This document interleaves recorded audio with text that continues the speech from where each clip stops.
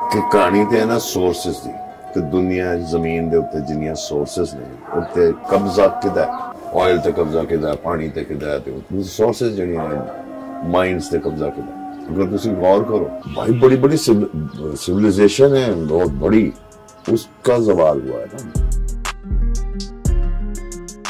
अच्छा सरमद साहब, एक तरफ तो आप अपनी यहाँ की तहजीबी रख रखाव के बड़े फैन हैं, मदाह हैं, और दूसरी तरफ यानी ये एक इल्ज़ाम भी लगाया जाता है, उंगली भी उठाई जाती है कि ये लोग ही ठीक नहीं है। कौन से लोग? मतलब जो यहाँ के रहने वाले हैं। तो ये यानी तफरीक कहाँ आई? नहीं, मैं कह रहा हूँ ओवर वैसे परसेप्शन की मैं बात कर रहा हूँ, उसी वजह बता यानी एक देखिए इतना रिच कल्चर, इतने अच्छे लोग, इतना रिफाइंड मल्टी सिविलाइजेशन है भाई। इंडिया को मतलब पुराना इंडिया नॉट वो भाई बड़ी बड़ी सिविलाइजेशन है बहुत बड़ी उसका जवाल हुआ है ना। कहानी है कि एक चीज होती है, इवॉल्व होती है चीज। मसलन आप घर में या आपका कोई तरीका है, जिस तरह मुझे कल कोई बंदा बता रहा था कि वो किसी गांव में रहता है और वहाँ एक दूसरे का बहुत वो ख्याल रखते हैं, वही गमी खुशी में ये वो सारा, यानी कम्युनल हुआ है।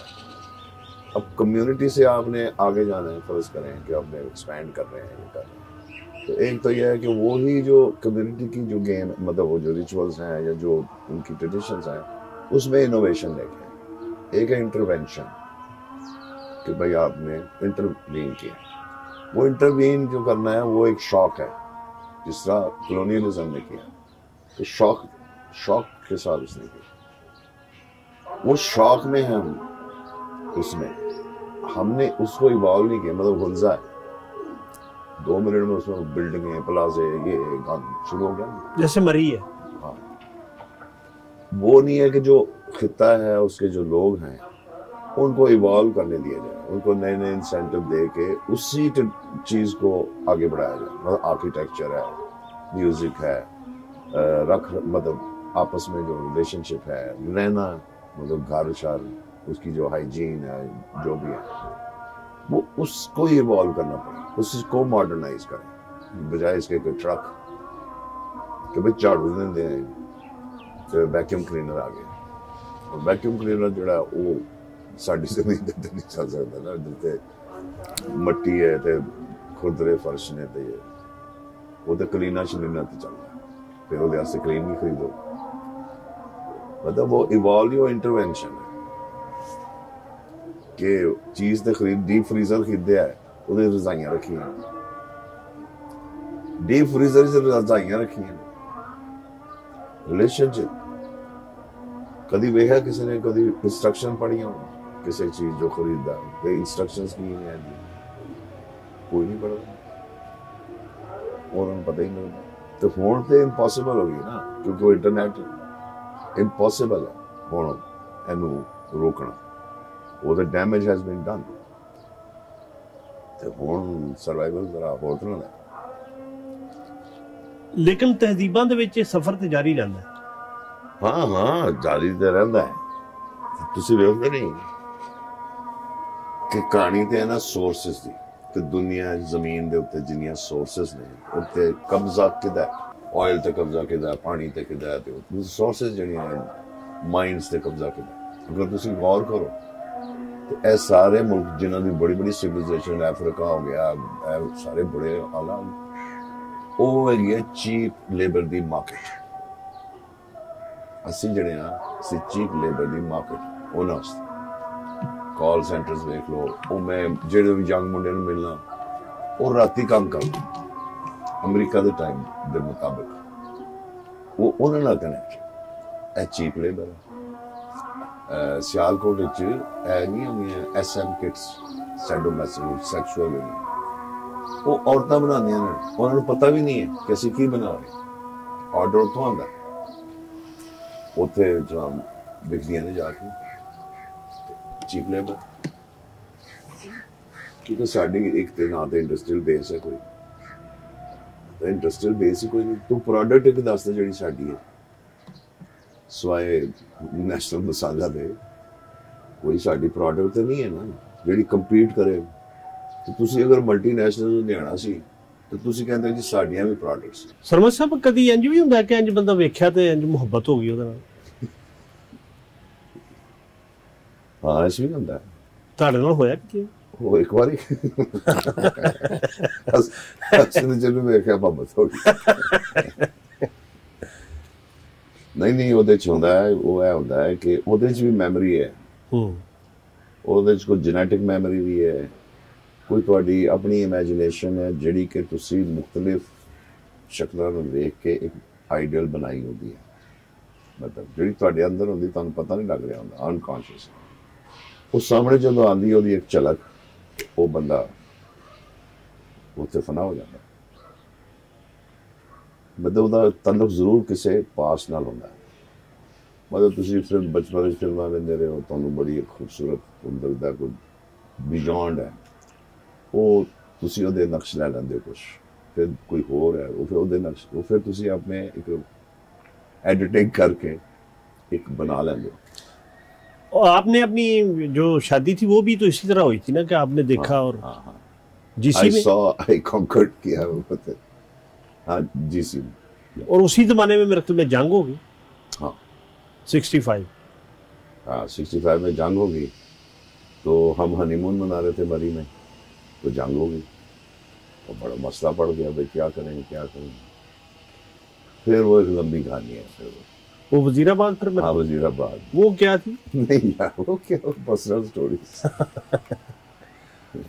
अच्छा, और दूसरा ये जो अभी एनसीए में मुलाकात हुई थी, जब आप हमें यानी पढ़ाने के नाम पे हमारे साथ गपशप लगाते थे, तो उस जमाने में यानी ये पीएचडी कर रही थी जो बेगम जी हाँ हाँ, तो ये जो थिएटर है इस पे उन्होंने पीएचडी किया बारडो पे।